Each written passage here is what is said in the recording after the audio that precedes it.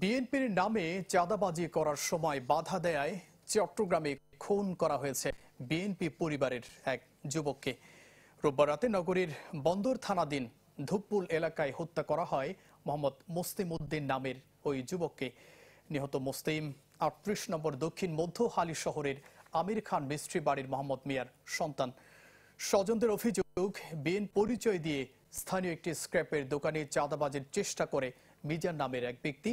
তার প্রতিবাদ করায় মুসলিম উদ্দিনকে ছুরিকাঘাতে হত্যা করে মিজান। স্বজনদের দাবি, নিজেরা বিএনপি পরিবারের সদস্য, তাই দলের ভাবমূর্তি রক্ষায় চাঁদাবাজির প্রতিবাদ করেন মুসলিম উদ্দিন। ওনার ফ্যামিলির মধ্যে ওয়াইফ আছে, 3টা বাচ্চা আছে ছোট ছোট। এখন ওনার ফ্যামিলিটা চলে দায়ী হয়ে গেছে। এই আসলে আগে থেকে এই দুর্নীতির কাজের মধ্যে চাঁদাবাজি এর মধ্যে সবগুলো লিপ্ত ছিল। মিজান চাঁদাবাজি করতেছে, শুরু থেকে চাঁদাবাজি করে।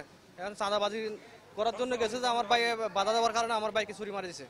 আমরা এটা সুস্থ বিচার চাই, আমরা এটা ফাঁসির দাবি করি এলাকার পক্ষ থেকে। ওনার 3টা ছোট ছোট অনাথ বাচ্চা রয়ে গেছে ঘরে। উনি ইলেকট্রিশিয়ান কাজ করে চলতো। উনি সবার কাজে লাগতো এলাকার একটা, আমাদের যে কোনো কাজে।